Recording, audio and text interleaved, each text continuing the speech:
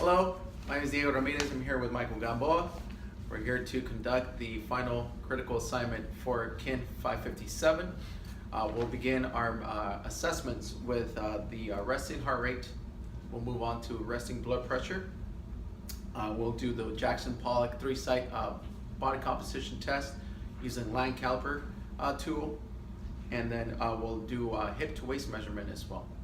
After that, we'll move on to the flexibility, where we'll conduct goniometry measurements for each of the major joints, which include the shoulder, the elbow, the hips, and finally the knee. All of them will be conducted on a table, supine position, and then we'll move into the YMCA sit and reach test. He'll have 2 tries, 2 attempts at his recordings. Lastly, we'll complete the assessment with the muscular endurance, incorporating the ACSM push-up test, and then doing the ACSM curl-up test.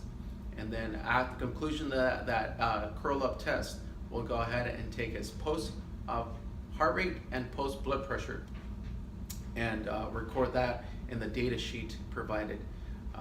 So we'll go ahead and get started. We'll go ahead and take his pulse for 30 seconds, multiply that number by 2. We're gonna go right around his wrist. This little gap between the tendon here and the actual outside of the wrist. Palpate his radial pulse, which is right there, and we'll go ahead and count for 30 seconds.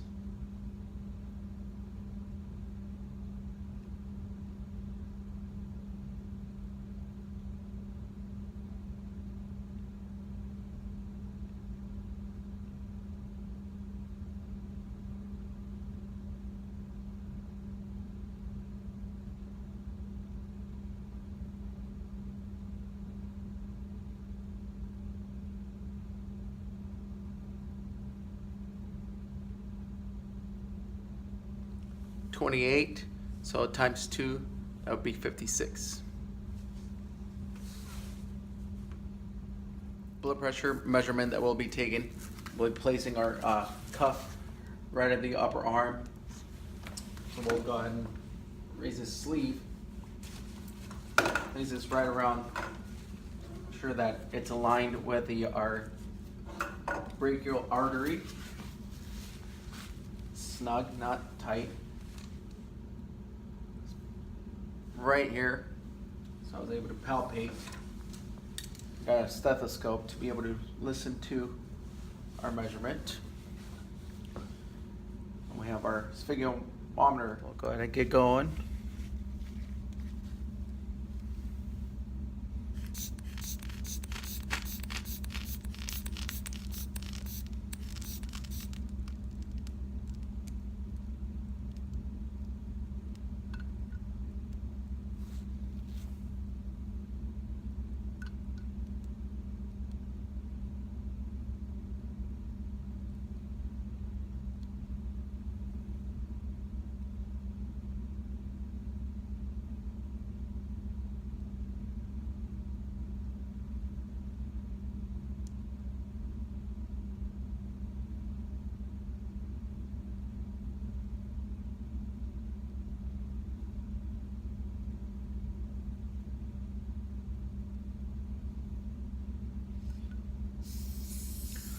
(120/64).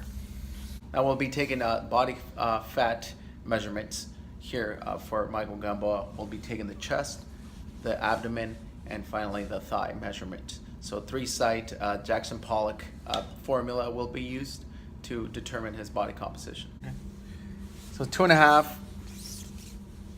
just want to verify that it's 2.5. So mid-axillary to nipple line. Yep. So 2.5. Right in alignment with that, so we'll go ahead and mark that spot right there. Okay, that's going to be our measurement.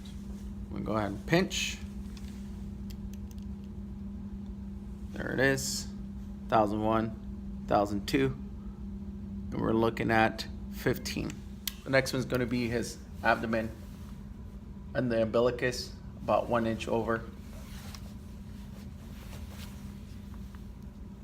Umbilicus 1 inch We'll mark that right there. Okay, that's where we're gonna take that next measurement.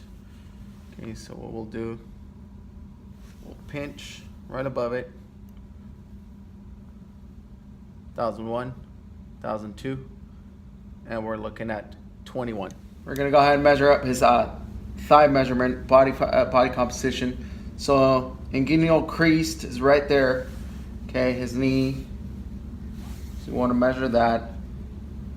It's at 17. So we want to go 8.5. That's halfway through, which is right there. Make a small mark. Go ahead and pinch.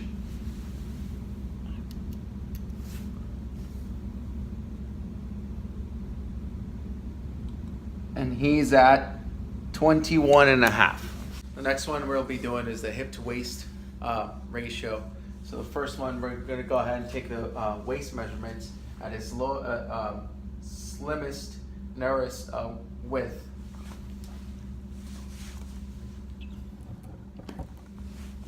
So the next measurement we'll do is hip to waist, and we'll do it at this narrowest portion of the waist, which is usually right below the lowest rib. So we'll go ahead and palpate and his lowest rib, which is right there. Okay.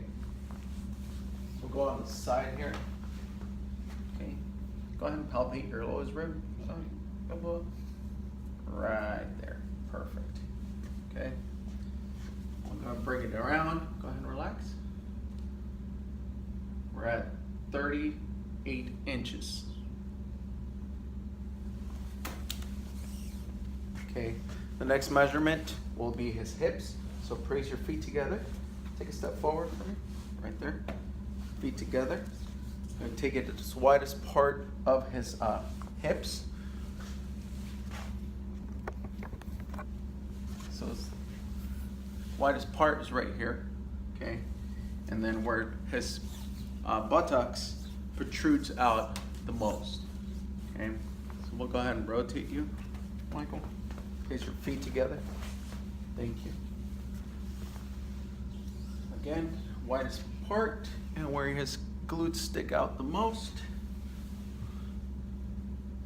And we're at 42.5. Next up is the goniometry assessment for the major joints in the body. We'll be doing the shoulder, the elbow, the hip, and lastly the knee. Okay, all of them will be done in flexion, and it's done with a person in a supine position, and it happens in the sagittal plane. And we'll go ahead and get started with first the shoulder. For the shoulder, okay, the humerus, the head of the humerus is here, and we can palpate it. However, when he moves up over, when he flexes his arm, we lose sight of it. So we want to make sure that we can pinpoint where it's at, so we can see it here. However, as he moves away, it's going to be right deep in there. Okay. And then another thing we don't want to see is his extension on the back. So once he starts to arch his lower back and there's a gap in here, that's when we want to stop that movement so we can measure it up. Okay, the non-movable arm, okay, it's going to be at the midline, the mid-axillary line here, okay, with his torso.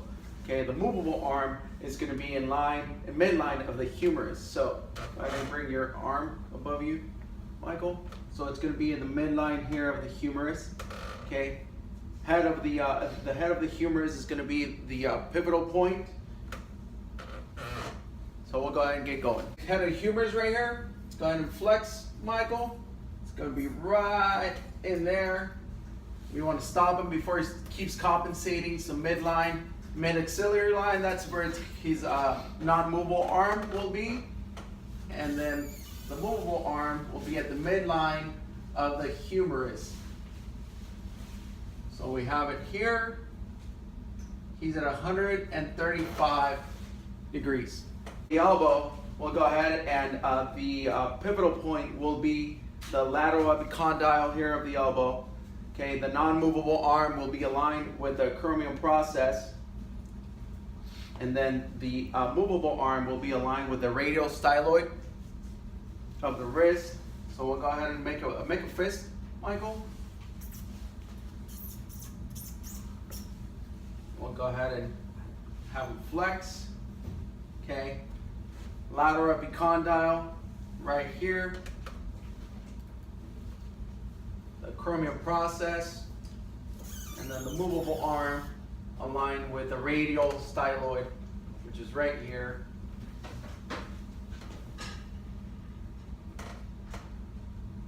Okay. So there we have it. We have 134 degrees. The hip, the pivotal point will be at the greater trochanter. Okay, we definitely palpate in here. It's right in here. Right there. That's where his greater trochanter is. Okay, the non-movable arm will be same mid-axillary line of his trunk. And then the movable arm will be aligned with the lateral epicondyle right down here at the knee. Okay, so we'll go ahead and have Michael flex his knee, bringing his knee up to his chest. Okay, lateral epicondyle, we can palpate still here, which is that's where we want to have that center, midline, mid-axillary. And lastly, we'll go ahead and align this with the lateral epicondyle of the knee.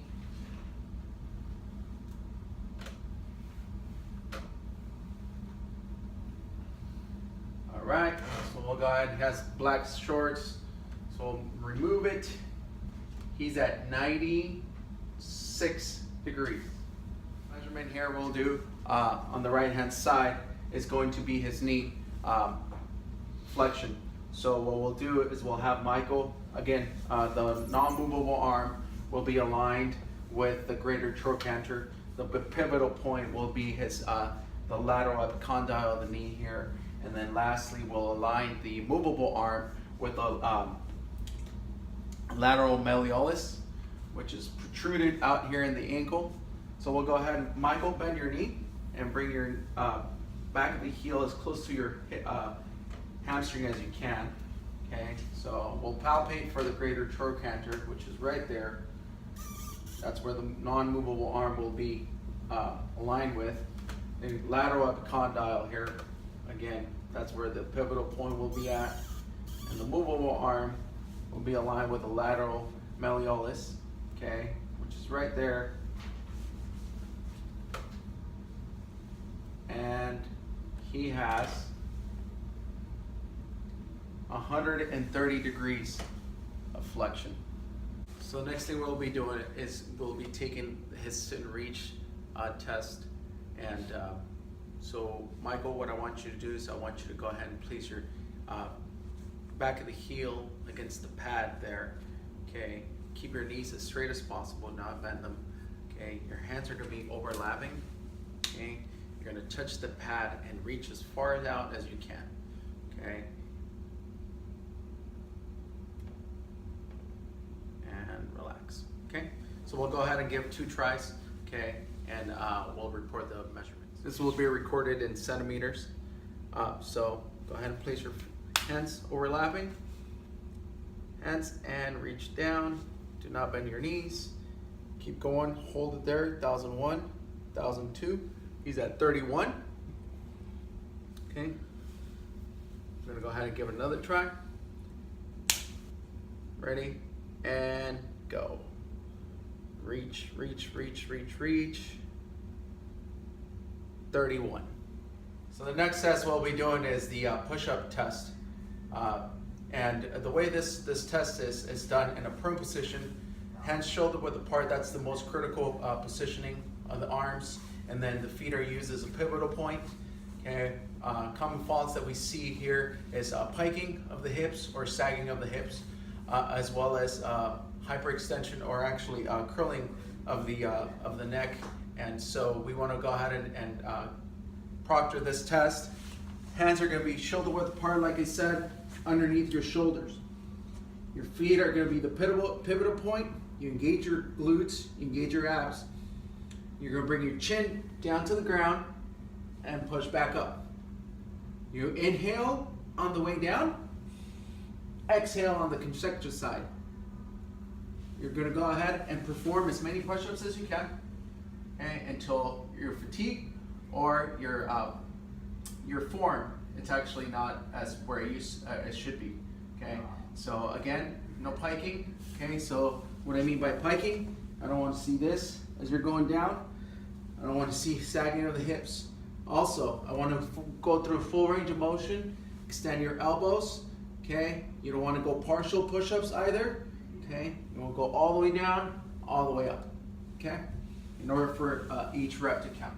When you're done, just go ahead and done, bring your knee down, and we'll go ahead and stop the test then. Go ahead and place your hands shoulder width apart, underneath your shoulders, feet are together, engage the glutes, engage the abs, okay? Bring your chin down to the ground whenever you're ready. Go, touch your chin to the ground. 1, 2, 3, 4, 5, chin. Just keep looking straight ahead. 6, 7,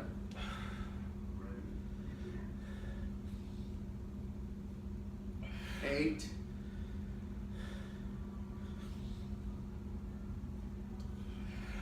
9. Okay, keep your back straight. You go one more. 10. Good. Done. 10 repetitions. So this next set we got going on here is going to be the ACSM partial curl up test. This test consists of placing a tape, which is about 12 centimeters from the edge. So that's how far he has to travel with his hands, okay, in order to complete one curl up. Okay, your feet are going to be flat on the ground, about 90 degrees in a supine position. What you'll go ahead and do, we'll have a metronome going in the background at 40 beats per minute. Every time the metronome starts, you'll go ahead and crunch up and bring it back down. Okay? Do not raise, just like what I did, do not raise your legs. Okay? So we don't want to see any of this. Okay? You want to have your feet back flat down on the ground, crunch, and come back up. Come back down. So crunch, and come back down. Crunch, come back down. Right? Keep looking straight up ahead. Okay? I don't want to see one side going first or the other side, and we don't want to go short, so, or too fast. So those are the things that we don't want to see. So we just want to go ahead, every time the metronome goes, you'll go ahead and crunch up and come back. Hands at the edge of that, of the tape. Since he's less than 45 years of age, he has that 12 centimeter. Okay, so what I want you to do is I want you to go ahead and crunch up and down. Good, perfect. So we'll go ahead and get that metronome started in the background so it can assist us. Yeah. Ready, set, and go. Up. 1. Up. 2. Up. 3. Up. 4. Up. 5. 6. Up. 7. Up. 8. Up. 9. 10. Up. 11. Up. 12. Up. 13.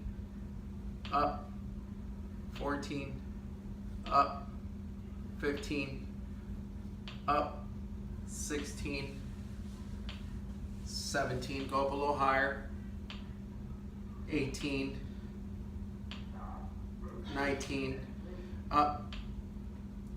20. Stop. Okay, so he stopped going all the way up towards the marked line. So we'll go ahead and stop it at 20 repetitions. Go ahead and measure out his blood pressure here. Find the brachial artery. right there. Palpate that. Just cuff around it. Snug, not tight. Put the stethoscope. Again, palpate that artery. Just right there. Slide it in here. And here we go.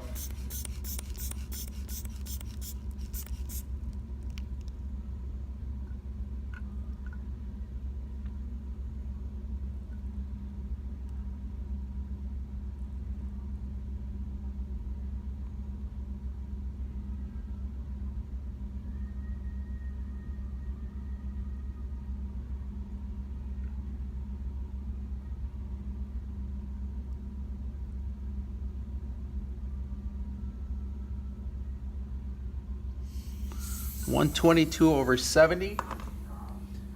We're gonna measure his heart rate.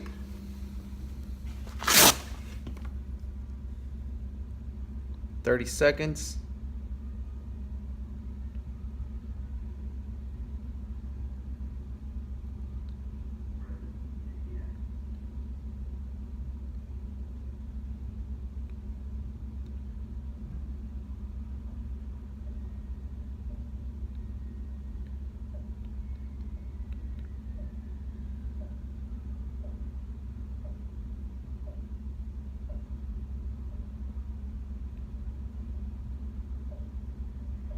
(30).